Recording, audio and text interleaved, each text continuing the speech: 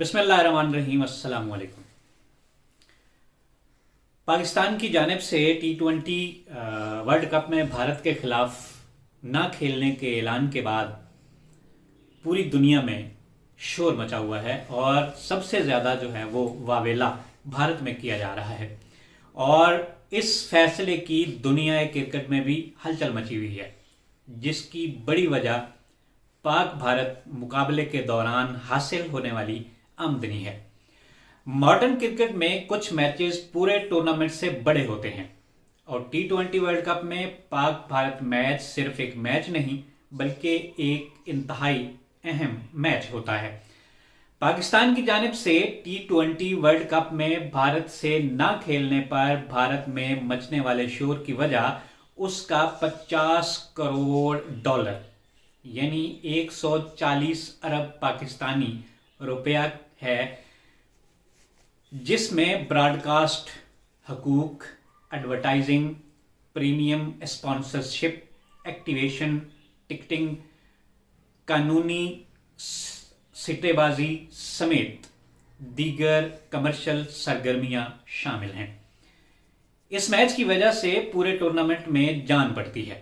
Broad caster مہنگے داموں حقوق خریدتے ہیں اور آئی سی سی سے ان سے بورڈز کی مالی اعانت کرواتا ہے، جو اس قسم کا ریونیو نہیں کما سکتے۔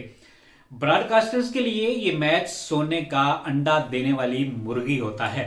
اس میچ میں 10 سیکنڈ کے اشتہار کے نرخ 25 لاکھ سے 40 لاکھ بھارتی روپے بنتے ہیں، جو پاکستان میں تقریباً 76 لاکھ سے 1 کروڑ 22 لاکھ تک پاکستانی روپے میں ان کی مالیت ہوتی ہے، جس کے مقابلے بھارت کے دیگر بڑی ٹیموں کے خلاف میچز انتہائی کم قیمت معلوم ہوتے ہیں۔ اس میچ کا نہ ہونا ٹورنامنٹ کے پورے مالی سانچے کا نقشہ بدلنے کے مترادف ہے۔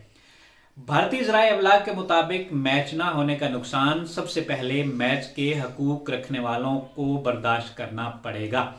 صرف اشتہارات کی مد میں پاک بھارت میچ کے دوران ایک اندازے کے مطابق 3 ارب بھارتی روپے کمائے جاتے ہیں۔ نقصان کی صورت میں براڈ کاسٹرز اپنا نقصان آئی سی سی سے پورا کرتا ہے، جس کے بعد صرف پاکستان اور بھارت کے ریونیو میں کٹوتی نہیں ہوگی بلکہ دیگر فل اور ایسوسی ایٹ بورڈز کی ادائیگیوں میں آئی سی سی کو شدید مشکلات کا سامنا ہوگا۔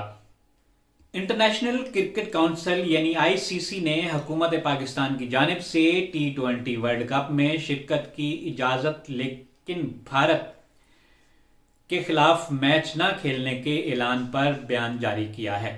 آئی سی سی کی ویب سائٹ پر جاری ہونے والے میڈیا ریلیز میں بتایا گیا ہے کہ آئی سی سی اس حوالے سے پاکستان کرکٹ بورڈ کی جانب سے باضابطہ آگاہی کا منتظر ہے۔ جزوی شرکت کے موقف کی عالمی سپورٹنگ ایونٹ کے بنیادی اصول کے ساتھ ہم آہنگی بہت مشکل ہے، جس میں تمام ٹیمیں برابری کی بنیاد پر مقابلہ کرتی ہیں۔ میڈیا ریلیز میں کہا گیا ہے کہ آئی سی سی ٹورنامنٹس ساکھ، مسابقت اور برابری پر مبنی ہوتے ہیں۔ جزوی شرکت کھیل کی ساکھ کو مجروح کرتی ہے۔ آئی سی سی قومی پالیسی میں حکومتوں کے کردار کا احترام کرتا ہے، لیکن یہ فیصلہ عالمی سطح پر کھیل کے حق میں نہیں ہے۔